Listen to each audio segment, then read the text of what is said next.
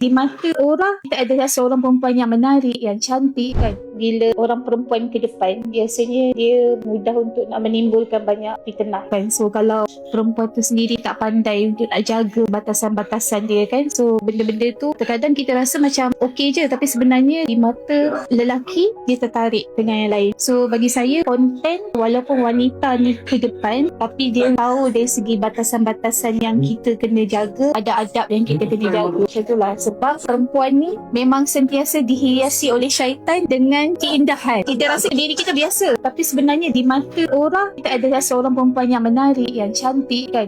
Jadi benda-benda tu tadi boleh menimbulkan banyak perkara yang tak baik lah untuk kita sebagai perempuan. So eloklah siapa-siapa yang jadi content creator perempuan ni, dia tahu batasan-batasan diri dia sebagai seorang wanita, seorang ibu, seorang isteri. Isteri lagi lah sangat penting. Sebab terkadang bila orang tertarik dengan kita kan, sebenarnya kita isteri orang. Kalau kita tak menjaga batasan tu tadi, boleh menyebabkan satu benda yang tak bagus. Niat kita nak memberi konten kepada orang, ajak orang buat benda-benda yang baik, tapi akhir sekali na'uzubillah, diri kita terjerumus pula untuk melakukan benda-benda yang tak sepatutnya. So tak sesuai lah. Okay bestie, kalau korang tengah mencari kelas content creator untuk muslimah, boleh contact link di bawah.